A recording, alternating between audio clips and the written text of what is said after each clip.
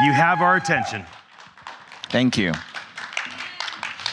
Hello, everyone. I'm Lin Dai with OneOf, and as I was preparing these slides and considering the market we're in and the maturity of the space, I thought today we talk about a little bit bigger topic beyond just the entertainment industry. So I want to talk about Web3 and the future of all brands, not just entertainment brands. And so OneOf, we are the mass consumer Web3 company. We work together with some of the world's biggest brands, including entertainment companies from the biggest record labels to movie studios, as well as the consumer companies. The goal is really how do we bring the next 1 billion non-crypto native user into Web3. So this week feels a little bit warm in New York, but we are in a winter. We're getting out of the winter, but winter is here. Looking at just overall industry-wide NFT marketplace transaction volume, this is a weekly volume for the last 365 days.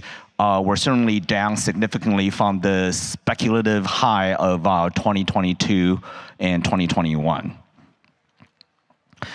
And this is just OpenSea. We can see it kind of touched from a daily high of 400 million in transaction to basically negligible in the last few weeks.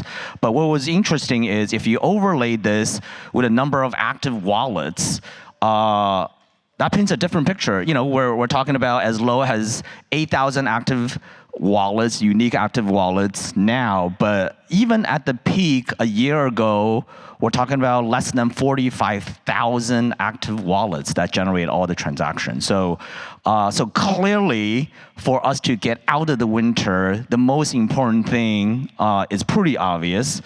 It's mass adoption.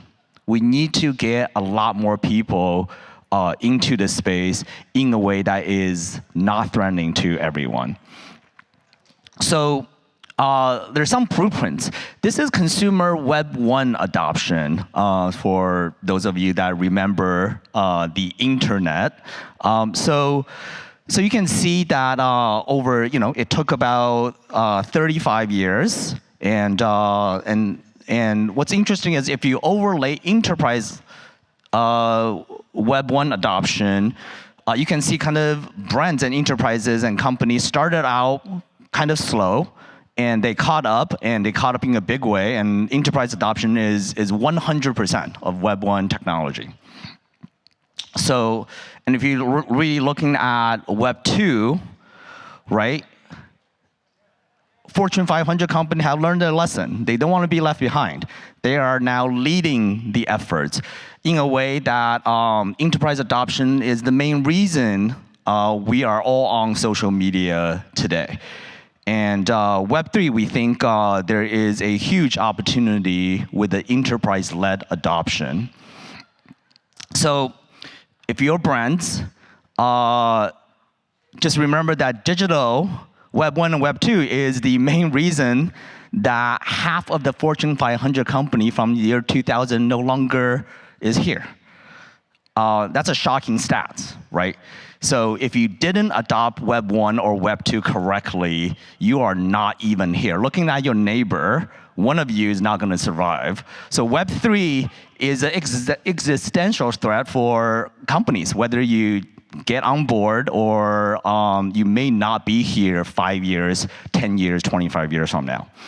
So if this is 1997, and if I were talking to Pizza Hut, and I would be like, okay, you guys do a pretty good job. I receive your coupons in my mail every day. And but there's this thing called the email that is what that's going to make your relationship with the consumer much easier, much direct. It's early, but you should pay attention to this technology. You should start getting into the space. So what ended up happening was email became kind of the Web 1 identity for all of us, right? So, and it still persists today, that email is kind of beyond just kind of a marketing channel. It became our identity. So who knows what Web 2 identity is? You may think it's your Instagram or Twitter handle, but really, Web 2 identity is this thing called ad ID, right? So they're different, coming in different formats. With Google, it's AAID, there's SSID. So really, it's this idea of marketers don't need to know your name or email address anymore. They can track you from screen to screen, no matter where you are, and know your interests, and they're able to target you and give you the right offer you want. Now, that's done kind of, for the most part, without our consent or privacy input or control of our own identity, but that's what worked for the last 10 years. So we believe the blockchain wallet is the future of identity, right? So your Web3 identity is going to be controllable by you. With your permission, brands can reach you. So we are building kind of the idea of the identity wallet is something we're actively working on. Now, if you have an identity wallet, what can you do? So the Web3 stack is a lot more than just allow you to collect digital art or a PFP or any of the use cases we came up in the last year and have. In fact, it's a lot more. You can do, this is e-commerce, global payments, loyalty program, ownership, proof of identity, authentication, trading, digital rights for music, content.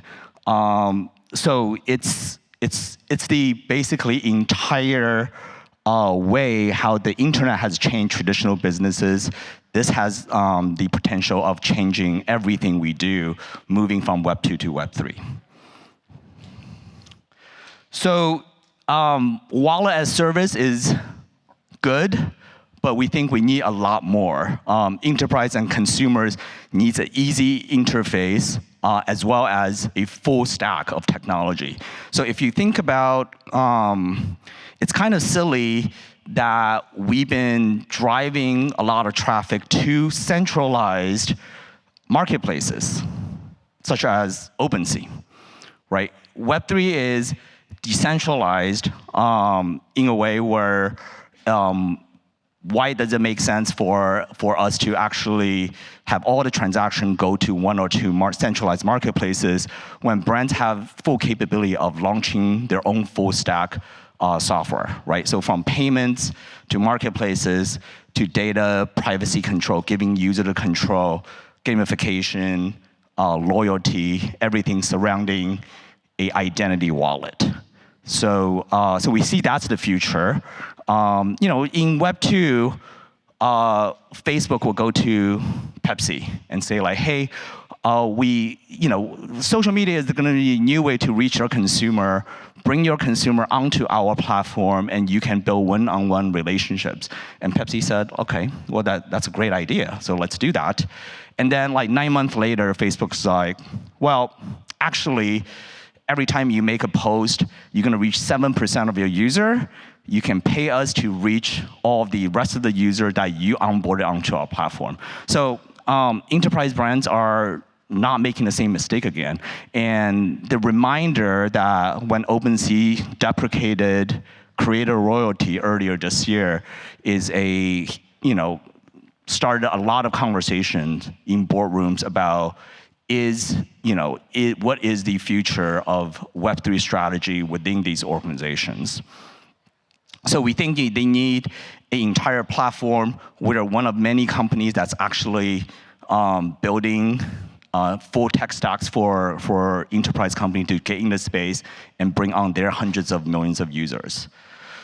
So I want to close by saying, actually, the positive silver lining is, despite the global, the overall crypto market and NFT market slump, we know that the Web3 race is now. We are in discussions with dozens of the world's biggest companies who are very serious about applying the technology to use cases beyond PFPs.